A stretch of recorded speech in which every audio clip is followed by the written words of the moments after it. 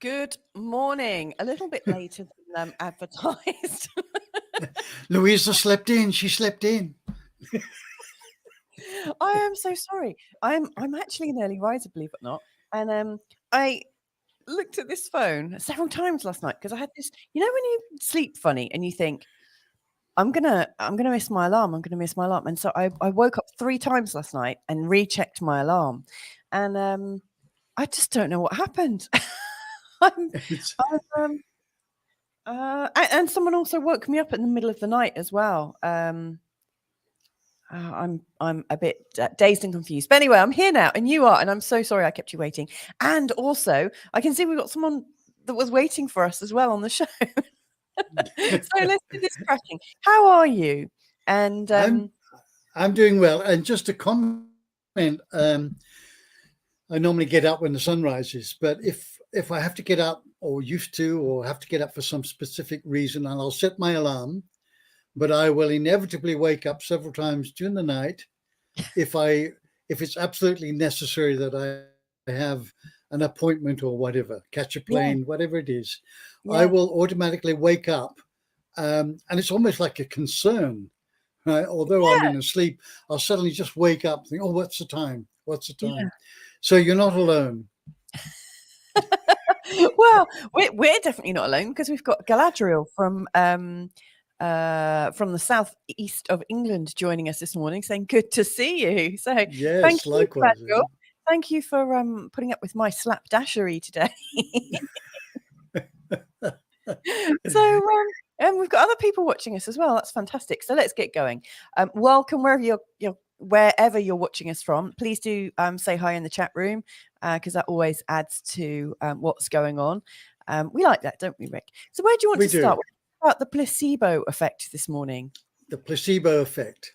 Or placebo. Some people say placebo. Placebo. Not to be confused with a crossbow. Yes. Anyway, I guess it was curiosity years ago about how do people heal, and why do some people heal spontaneously? Why do some people heal to sound healing or medicine or plants or whatever it is? And it really arose my curiosity. I wanted to know, because I think it's a very, very important topic. So let me just back up a little bit. I'm going to read you this definition. Okay. A placebo is any ineffective medical treatment using a so-called medicine, vaccine, or procedure that has no therapeutic value whatsoever. So let's start with that. Okay. It's known to be ineffective. It has no therapeutic value. So what happens if a doctor or a pharmaceutical company is testing a new medicine? They will ask for volunteers. Let's just for the purpose of the exercise, say 20 volunteers who all have been diagnosed with the same disease or the same malady, whatever it is. So the doctor then splits them into 2 groups, A and B. A is here they are going to be administered a trial drug, a medicinal drug that has been designed to give some relief from the disease or illness, cure it possibly, whatever the outcome is. The group B is given a sugar pill. That's the ineffective, non-medical pill, and it looks the same. And interestingly enough, they're not separated. Nobody knows of the 20 people which one is going to get the placebo and which one is going to get the new drug. So the doctors then go on a course of administering either the sugar pill, the placebo, or the proper medicine, and they'd make observations, daily, hourly observations. What is the effect of this new drug or the placebo? Yeah. And oddly enough, what they start noticing almost inevitably is a small portion of the sugar pill people, let's call them that now, will get better. Some will be Yeah. completely healed. Some will see some relief from the disease, and others will remain the same. Yeah. So what's going on here? What could be the possible solution to this? That some people have been given, have it diagnosed with a disease, and have a sugar pill, and they get better. So digging deeper into that, right, we now go to the mental aspect of it. Uh-huh. Thoughts become things. Yep. So it was Henry Ford that says, if you think you can do it, you're right. And if you think you can't do it, you're right. Right. Yes. So the people that have been given medicine, from everybody's perspective of the 20, they've all been given a medicine. Right? They don't know the contents of it. So the ones that have received the sugar pills are convincing themselves, they're positive about it, that this is going to help me, because I really don't want this disease. I don't want this discomfort and the upheaval that it causes. I really want to get better. And I guess they would be told that there would be a placebo group as well, but I'm convinced that I'm going to get the proper medicine and I'm going to get better. And some of them do. It's never, rarely is it 100% that they all get better, because it depends on how committed and how much a person believes it's going to happen. Yeah. And if we're convinced, then it can play its role. Go ahead. I have a confession. I have actually been on a drug trial. Well, not a drug trial. It wasn't paid. I mean, looking back, I think I should have got paid for what I did, or maybe not actually, as you'll find out. So I was diagnosed with ME, or chronic fatigue syndrome, back in a different life, a different time almost. And I was actually part of a hospital trial, because I'd been bedbound for the best part of, I think, 13 months. And so really the highlight, it wasn't much of a highlight, but the highlight for me was once a month I would go to this hospital, and we would be retrained on cognitive behavior therapy and things like that. And it was a pretty difficult time for me, because I believe that I'm well, and then all of a sudden I wasn't. And I've analysed that and seen where my thinking had led me as well. But while I was there, I looked around the room and saw people in wheelchairs. There was always somebody who was wheeled in with a drip, on a gurney. And there was me, who could walk but didn't feel very good. And the message we had from everyone was that it would progress, and we wouldn't have a normal life, but what we could do was manage. And so anyway, cut a long story short, I was asked if I wanted to take part in this study, with a supplement that could potentially cure these symptoms. And I said, yeah, sure. I didn't think to question back then.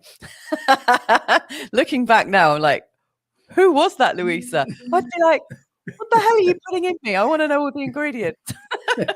So anyway, I was part of this this trial where we had a mushroom powder.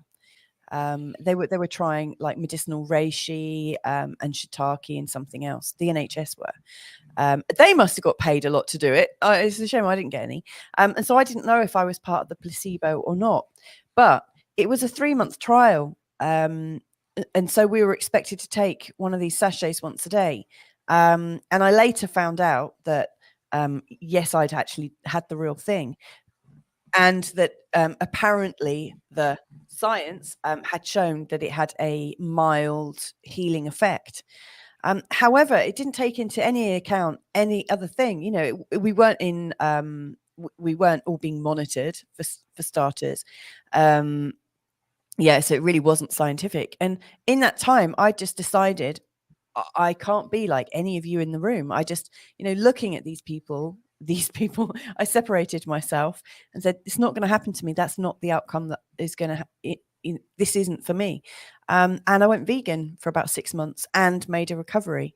And so that's my go-to, actually. If I get poorly, I stop eating, fast, go vegan, and then I usually recover, but not for very long, actually. I have to then change what I'm doing. But it was one of the first times I've made a huge heal. And I didn't have the guts to say, well, I didn't really take it that obviously either. It was like once in every 3 days. It left a funny sensation in my mouth. So I really wasn't interested. So, I mean, I wonder just how many things get tested like that with a flaky 20-something-year-old like me. Not being paid for a commitment. And that's probably gone down somewhere. That's probably written up somewhere. Oh, yes, this patient had a great result. She started getting on the path to recovery. So if we're looking for another flaky, unpaid test subject, we know where to go. No, because there's no way in the world I would trust anyone these days to try something and not be given any information about it. No way. But you might be getting a sugar pill. I'd prefer that, actually. And I love homeopathy as well, which a lot of people say, oh, it's just a placebo, there's nothing in it. Right. Obviously people don't understand what vibrational medicine is, but yeah, I have sugar pills a lot, and my kids ask me for it, if they fall and hurt themselves and have a they have some kind of cut or scrape or something, and it always sees us right. And so maybe we need to heal. I mean, Carl says what the doctor does is he's just distracting you whilst the body takes control of itself and heals itself. Yes. Yeah. I don't know. Galadriel's just saying, listening to your own intuition, big smiley face. Yes, yeah, thank you. Correct. Go on, Rick. Yeah, I think chocolate works as well, not only sugar pills. And cuddles and love Yes, and a little kiss. So you are a good example of the placebo effect, because you didn't continue on taking the medicine. You saw the effects of people that had advanced stages of this malady, and you decided, I don't want to end up there.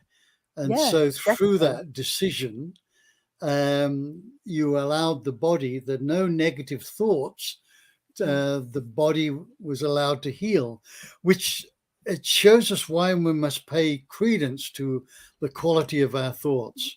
Because if we're having negative, self-destructive, victimhood thoughts, judgmental thoughts about ourselves and others, then that's going to have a profound effect on the energetics of the body.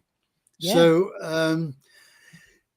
I would say I would add one more element to it, that we can mentally tune ourselves to being healed, but the main ingredient would be to feel it. Feel what it feels like to be healed, to be walking down the beach, kicking the sand, listening to the seagulls crying overhead, completely healed. How would that feel? Not do we think. We move it from we add the component of thinking and feeling together, and now we've got a formidable placebo effect going on internally. And again, exactly, be guided by our intuition. What do I need to do? What do I need to think? What do I need to feel? Right? And trust the body. It's this is the most remarkable device. Right? We haven't even mapped the brain or many of the other aspects of the body. And yet we're born from a single cell meeting another single cell and finish up like we are today. It's incredible. It's a miracle. It's just a miracle. How does it know? How does the body know to renew and regenerate itself every 7 years? So that's another aspect of placebo. If as science says, every cell in our body is renewed and regenerated every 7 years, we know the skin will renew and regenerate faster. But if you think about that, okay, I'm going to put in a command that this cell is healed and it regenerates and renews itself as a healed, healthy cell. and we could take that, any cell in our body, wherever it was, any part of our body that was out of alignment, out of balance, feeling unwell, we could reprogram it so it doesn't renew itself as another cancerous cell, as another sick cell, right? Because the body does that anyway. Yeah. It just hasn't. We would give in to the disease if we haven't reprogrammed the cells to renew as they were originally. Yeah. So there's a lot to this healing, and it's my own opinion. Some may differ, but I don't think anybody can heal somebody else, although energetically there is no somebody else, there's no other. Right?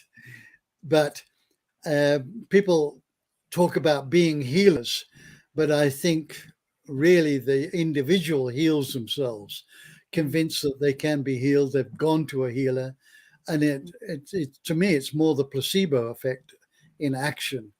Right? Yeah. This sound healing will do it. This plant medicine will do it. This whatever it is. I don't think somebody else does the healing. I think it's up to the individual. Otherwise, we would have a unanimous number of people that have just healed. That the healer would heal everybody if he was doing the healing. Otherwise, he wouldn't be a healer. He'd have to take his shingle down. So why is it some people heal and some don't? And my estimation, it's the person that does the work. Go ahead. Yeah, I would agree with that, because if you think about it, like when you go to actually, before I say that, I just want to add, neither of us are doctors, are we? You haven't got an advanced degree in body work or anything. But I am grateful for people who studied how to do emergency care and things like that. There are times. I mean, I'm pretty like, I'd rather not go to a doctor. Thank you very much. And take that responsibility on myself by researching about food, diet, health and well-being, thinking, and I'm very happy to research that on behalf of me and my family, and I would not hesitate to have medical treatments when I actually need them and can't heal myself. But you're right, because like you go to the doctor with an ailment and they don't necessarily have time to do any tests, to verify anything, but what they do is they're largely diagnosing on the symptoms that you've got, and they might say, oh, I've seen a rash of this, there's loads of this going on at the moment, I've got a pill about that. And not everyone will heal from it. Some will, some won't. It's not guaranteed. Why does chemo or radiotherapy work for some people and not others? Yes. There is another factor, and it's not one size fits all, as we've been led to believe in recent times. I mean, we all know what I'm referring to there. Oh yes, this is the panacea. This is going to work in trial. But some people don't heal. For some people it gets worse, and that's because people are different. We're wired differently. We might have bodies that are made in a similar way, or the same way, but our thinking is something else. And before I got ill, I've had 2 bouts of ME. The first one, funnily enough, was triggered after I had a TB jab as a teenager, and about a week or so later, I was diagnosed with glandular fever, and I was told that I had all the symptoms of glandular fever, but it couldn't be tested for because they couldn't test a virus. That's what my parents were told. But he was absolutely certain I had glandular fever and I didn't recover. Not for, for a couple of years, I was really, really poorly. And actually what changed, and this is quite incredible, I followed my intuition once again. Or actually for the first time. So I was supposed to be going to university and I was exhausted. I really couldn't do much. I couldn't live a life that a normal teenager would really enjoy. My energy was, and mostly it was like this. I was a changed person. My grades went down and everything. But when I finished my exams, which was a struggle, I I just had a dream and decided to go to France. In my dream, I spoke to my granddad. I knew I needed to go somewhere, and I created. I don't know how I had the energy to even get out, but I got out there and was living in a tent for 6 months, and that healed me. I came back without any symptoms. I was in the fresh air, sleeping on a bed, connected directly to the floor, walking barefoot most of the time. I had a blast. So for me, I've intuitively found things that have raised me up. But yeah, you That's got to lovely. follow. I mean, That's just facing your illness. I mean, for me, I had to wait until I was sick of being ill. I was sick of being ill, and I said, no, it's not for me. So this also brings up another aspect of healing, which is when it gets too painful. Like when the cost of being too ill are more than you can bear. Like, when people stop smoking or stop drinking, it's usually because the cost of doing it, not the actual physical cost, although that could also be prohibited, but the actual cost on your life is more than you can actually put up with. So I think sometimes being ill has a benefit to us. It has some kind of payoff. yes, yes. There's all sorts of And things. yes, and of course, you mentioned that some people don't get well, the Yeah. placebo or medicinal drugs or whatever it is. We don't know what their life path is and what the journey is that they are to fulfill, and what obstacles or challenges they came into this incarnation to overcome. Yeah. So there's or karma, even, if you want to call it that. We don't know what's spiritually behind that aspect of why two people can have the same disease, get the same treatment, and one succumbs to it.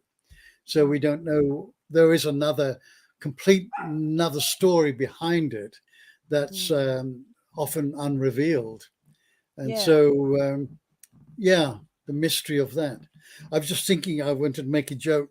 You Go were on. in a tent. You're in a tent, so you bring a whole new meaning to. I was in intensive care. Very good. I like that. Thank I've you. never heard that The, before. Very good.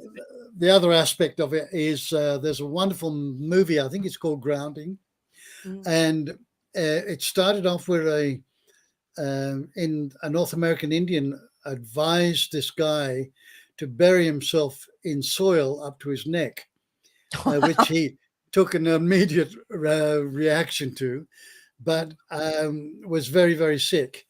And he was in a house that was on poles coming down the hill, and the poles were sticking up, and there was some loose soil underneath. So he went and did that.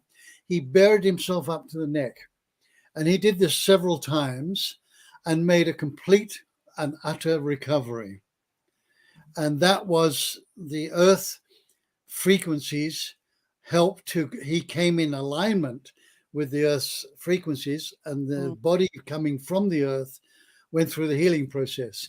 This guy went on to develop an insular mat that goes on a mattress. They're quite well known now, with a small lead with a peg into the ground, which grounds it. And people are making miraculous recoveries from being grounded. And why that is because in the early days, and here I rarely wear shoes. At the place, walking around barefoot over rocks, over soil, over grass, and that's the grounding effect. When we put a rubber sole between the physical body and the earth, and now we're insulated from the earth, and the human frequency, the earth's vibrational frequency is cut off from that. So walking barefoot can have an incredible healing aspect for the physical body, and being grounded and sitting on rocks and laying on the sand or laying on the grass, just connecting to the earth. And Mother Earth, as all mothers want to do, will help to heal their offspring. Yeah, she kisses us better, doesn't she, with contact? Knows better.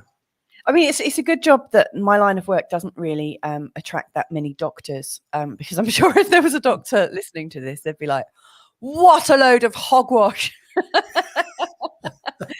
How dare you imply this is rubbish." It's funny because I love the idea of vibrational medicine and the reality of it. I mean, I remember as a kid, I mean, one of the only aspects I really enjoyed of being at school was, and I'm not particularly sporty, as you might have known. I used to just like lying on the school field, and I just lie on the school field, with a couple of friends, just chatting. I did that, in early school and then in my teens, when we could in the summer. And there was something really nice about lying down. I think that's why people like being on the beach, isn't it? Yes. I mean, I'm not a beach liar downer, I have to say. I can't do that with this colouring, but just sitting on the beach, covered up with my feet on the sand, there is Yes. Yeah. something that happens. And nobody born in the last 20 years will know what it's like to truly feel that sense of relaxation from the earth, because our vibrational fields that we live in now are very different to how they were that long ago. We've got Wi-Fi Yes. computing and stuff like that. But I Yes. guess where you are, you can come close to it, can't you? Very close. And Yeah. weather permitting in clear skies, take a yoga mat out, or better still without it, and go and lay on the lawn or on the ground and look up the sky. So you're getting the energy of Father Sky, Mother Nature, and you're the sandwich in between. Yeah. These are incredible healing elements that have been known from our indigenous folks forever. They didn't wear shoes. They might have worn moccasins in the winter, but Yeah. wherever possible, they were, the indigenous people of Australia and the Amazon would be bare feet, connected to the energy of the earth. Yes. Yes. Can you hear? I think, Can you hear my dog barking? yes, I can. What does your dog want? A No, bit of attention, the or monk. She's on monkey watch today. So there's a troop of monkeys in the trees just outside. I remember well the monkeys, like Monkey Forest. Yes, yes, Oh, they're so much fun, aren't they, in Bali? yes, yeah, Yes, there is something very special about connecting to nature. We just hit the summer season now in Portugal, and so every morning, even though I'm not really designed for the sun, I've got some pretty nasty burning actually from when I was doing gardening this weekend. But every morning, I find a quiet moment when the kids are doing stuff, and I strip right off. And we've got a backyard where I can lie naked for a little bit, and I just lie naked. And then, because I was feeling so good, just feeling my skin warm up underneath the sun, not for very long, not for a really disastrous time that's going to make a difference to me, but in the color of my skin. But I started doing naked stretching outside, and it's just such a joy to be in your body and feel yes, the sun all over you. It's a really, yes. it's a lovely thing, and Beautiful. to have privacy to be able to do that is amazing. It is. It's a treat. And we're getting vitamin D. Yeah, So you imagine living in a polar region where you get 6 months of darkness. And even in England, I remember in England when you only got a few hours of daylight, people yeah, tended to be a lot more miserable than in the yeah. summer, where they can roll up the trousers and go down the beach and sit on deck chair and get a bit of sunshine. Right? People's whole demeanor changed when it was sunny and bright. So there's It makes it. definitely something to be said about the sun's healing abilities with our bodies and providing us with vitamin D. Yes, well, you're right, because I think another one of my great healing moments before I came to Bali, I had travel things that went in here. It was before I'd done any kind of research. And I had a whole bunch of them. And 3 days later, I was in hospital for 3 days. Had a really big reaction. I kept saying, "Do you think it could be these have just got in?" Because I had about 6 or 7 of them, and I was given them at the same time. Oh, no, definitely not. And yet they couldn't work out what was wrong with me. And I was in hospital for 3 days. My body was sending off all sorts of conflicting information. And I was actually on morphine for about half a day Wow. because I was in so much pain. They prepped me for a CT scan and all sorts of different things. I had no idea what was happening. And then because I had plans to come out to Bali, my travel insurance company said I could go out, but not for any of the ailments I just had in hospital. But I literally left a week later after coming out of hospital, and I put on quite a bit of weight in the 9 months I was in Bali, singing mantra, doing yoga, being outdoors, feeling a different vibration. You know, I wasn't in such harsh Wi-Fi areas and things like that. I was really in nature. When I returned to England, I was 3 stone lighter. And I hadn't gone on any diets or anything like that, but something really fundamental had happened to me. Yes. Yeah, Yes. it's very special. It And is. is it was it because I sweated out loads of toxins? I don't know, but I felt really good.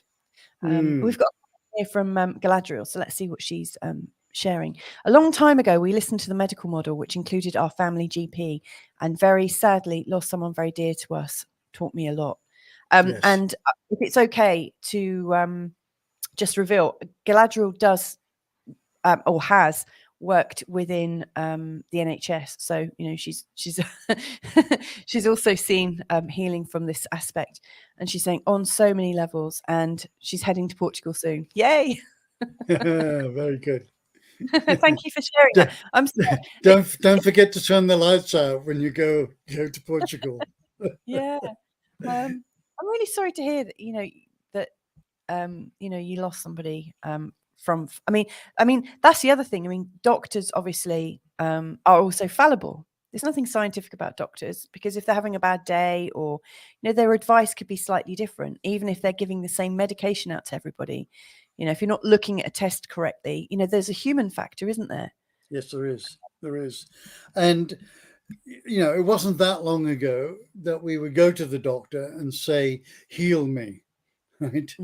Yeah. And he would look at the symptoms, but very rarely at the root cause of it, because he wouldn't, as you said, he wouldn't have time or the opportunity to do that. These days, we know so much more about the body. We can Google, the body and have a look at all the organs, where they are, what's healthy, what's not. And one of my go-tos is Louisa Hay's list of symptoms, spiritual symptoms for illnesses and diseases. And I just find this really is my go-to. I will, if I do get sick, I will do what I need to do to repair the sickness. All right. But then have a look at what's the spiritual reason for this. Why is number 5 vertebrae? What's wrong with that? What is happening with the eyes? What don't we want to see? Why am I having these throat infections? What is it that I'm not speaking my authentic truth about? Closing your heart and then becoming susceptible to heart disease, lung disease, breast cancer. All of these have a deep spiritual meaning, and I can highly recommend. I think you know of it, but very, very often when I'm doing my coaching, I will pull this list out, and people have these huge aha moments of that's it. It just resonates with me. I've got a fantastic. One second. I've got this amazing book. Keep talking about what you've learned, and I'm just going to get it. One sec. Yes. So the list is very extensive. It's a little bit old now because it's been around for quite a few years, and Louise Hay passed away. I think it was last year. Not 100% sure, but she left this beautiful legacy behind, where you can just look up any of these illnesses or causes, and there will be a corresponding spiritual reason, right? Why did I fall down and break my leg? Because you needed to stop. You needed to just stop pushing yourself Yeah. and just take some time out to Mm. give yourself some self-love, to do some healing instead of frantically pushing forward all the time. Accidents, all of these situations can be traced back. There's always a spiritual reason. But as Louisa said correctly, if we need medical intervention, if I fall down and break my arm, the first thing I'm going to do is get the arm reset, right? Yeah. And then I'm going to have a look at, well, what's the spiritual reason behind that? Yeah. Why am I being slowed down? Or Yes. whatever. Go Yeah. ahead. Tell us what the book is. The Complete Dictionary of Ailments and Diseases by Jacques Martel. It's really amazing. It's based on Louise Hay for sure. And it's just got so many different categories. And with each one, it gives you a set of statements to look at.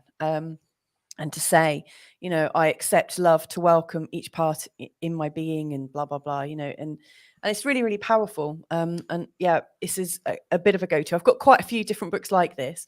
But I've also interviewed somebody called Robert Jardine, who's been telling me or teaching me.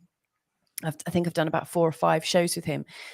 He's been talking to me about German New Medicine, which has been maligned, like the guy who came up with the idea and concept of German New Medicine, was associated with Nazis, and you know how cures are kind of well, Threatening. Yeah.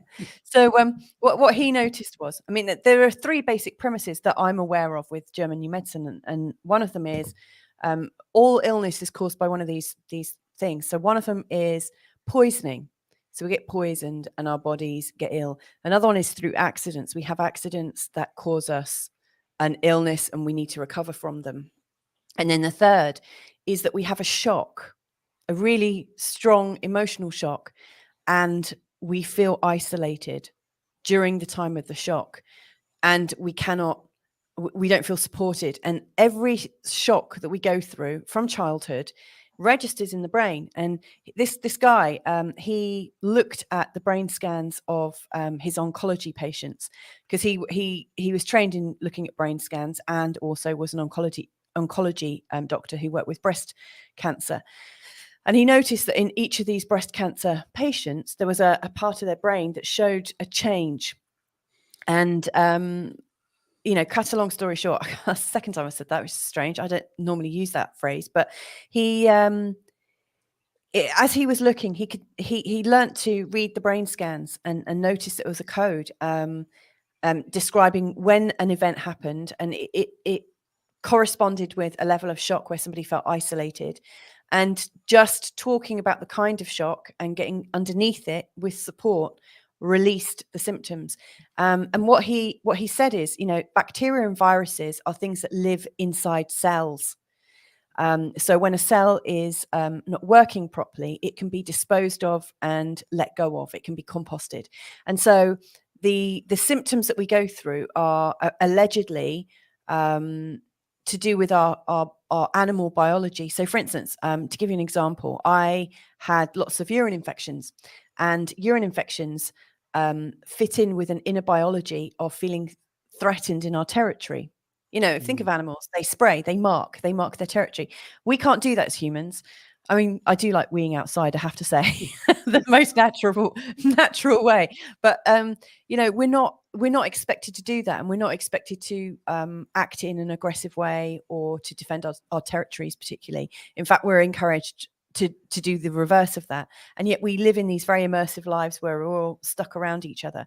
And when I realized, realized that there was a feeling of territory and something not being quite right, not being able to protect myself, I went back to those times where I had lots of kidney disorders or urine infections, and it always coincided with feeling like I couldn't be me, and feeling like the biological urge in me is to spray at that time. That's what all animals do.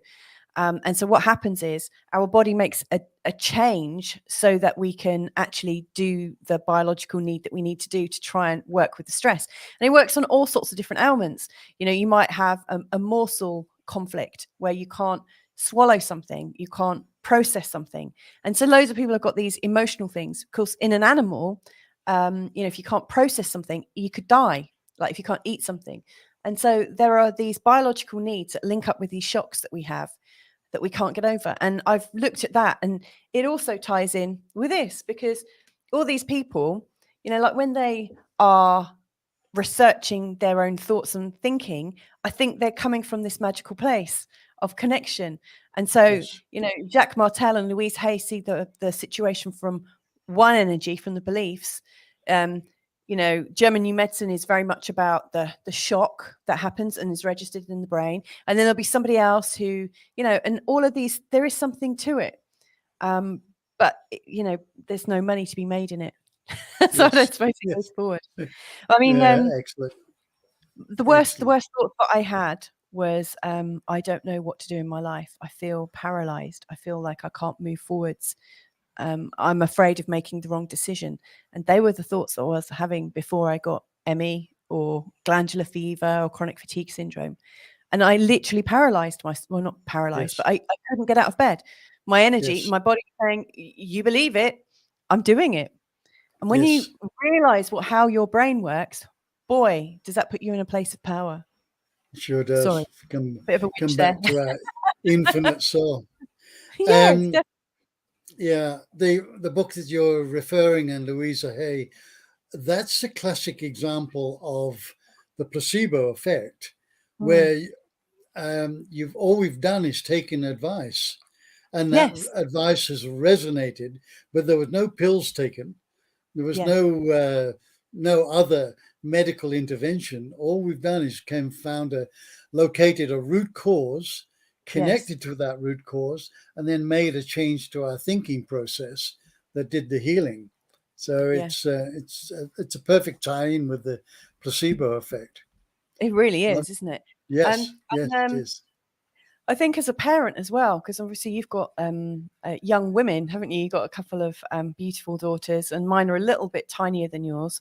But I now understand the real significance of helping them come to terms with emotional stuff. Yes, yeah, You know, I don't seek to resolve it for them, but I seek to allow, you know, help them feel supported. You know, to yes, know that I'm there, to know it's not a mistake. yeah, yeah. Interesting. You were saying also about the shock.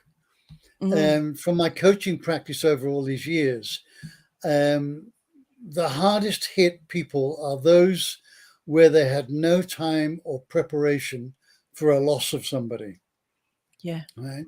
If you, let's say, a parent has a long-term disease, a debilitating disease, the the rest of the family has time to prepare themselves for their exit, right? mm, But if a policeman knocks on the door and says, "Look, I'm very sorry to tell you, ma'am, but your father was killed in a car crash at 4 o'clock this afternoon," there's no preparation, right?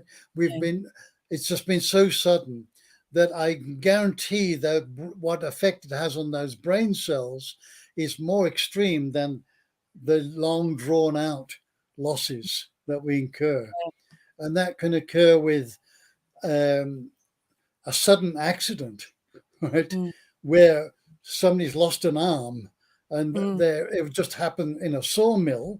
I'm sorry to be so gory, but It's that quite that that would be very much harder than it's slowly debilitating through gangrene or whatever it was, and then you yeah, finally had to agree to having this member cut off, right?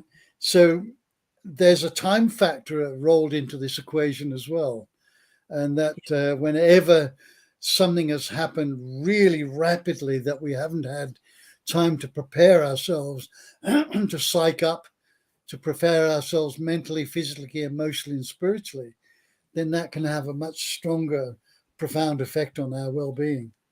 yeah. Absolutely. So, I mean, we should wrap this up because I know I started late. I'm meeting into your time now. That's okay. You know, there's a few things that have been identified there. What would you say, you know, if we were to summarize this, you know, if we were wanting to get involved in our own healing? Mm. As a non-doctor, just make that really clear. Yeah, we are not giving out medical advice here. First of all, try to locate the root cause of it, which there will be a spiritual cause. So Louise Hay's book, maybe you can just post the cover in the things below. Yeah. Using a technical term. I can put the title. Yes, that would be great. Change your thinking. Thoughts become things. Choose the good ones. Choose good things. Think about what it would be like to be healed, and then transform that thinking process into a feeling process, and never give up. Yeah. Never give up with it. And so thinking and feeling your way to good health. And if you don't get back to an expectation of good health, then investigate, well, what am I learned here? With that, I'll cut a long story short again. dear friend of ours that did all the crystals for us passed away. And she was a healer, a crystal healer, right? A remarkable woman. And her end demise was to show people how to die with dignity. And right up to her last breath, sitting in a hospital, surrounded by friends and family, she was joyous and happy, surrendering into the process, accepting the process, and with huge courage, just let out the last breath, and she was gone. And people went through their grieving process of missing her, but at the same time admiring the courage and fortitude of this woman. So that was her final gift to people, how to die with dignity. That is incredible. I mean, that's something, I think that's something we should talk about another time, because yes, I think there's another story associated with that, so I'd love to. Okay. Yeah, I'd love to hear more about it. Just before we go, Galadriel has been, oh, bless her, she's really in our chat room and I love it. So Galadriel is also saying she's hopefully one day going to Bali. You should. Yes. So, you know, when we were talking about doctors and whatnot, she says it goes back to the MOD and army influence too, vaccines and wars, sadly. And then lots of encouraging comments. Thanks for sharing. Thank you, guys. Love listening to you. How beautiful.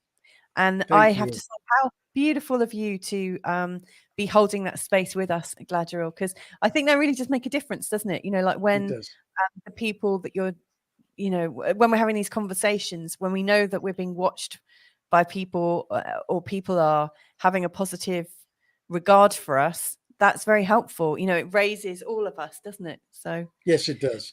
Yes, it does. And especially when it comes to comments, we have an NTA procedure: no trolls allowed. Yes, no trolls, but lots of positivity. Just lots of positive vibes. Thank you so much for that and joining us today. Yeah, thank you so much. So I will see you next week. Hopefully at the real time. I'll make sure I don't sleep in. That's so unusual. Like you, I don't use alarms very often. You know, I don't need to really get up. I don't start work usually until about 1 o'clock. I just wake up kindly, gently with the kids. So yeah, a bit of a shock, that one. But it was a lovely chat. It was indeed. So all is forgiven. Come home soon. Thank you. So on that bombshell, I'm going to draw this to a close. Thank you so much for joining us. Please do join us again. Look out for the show. And who knows where our next conversation will take us. Lots of love. Have a great day. Love you all.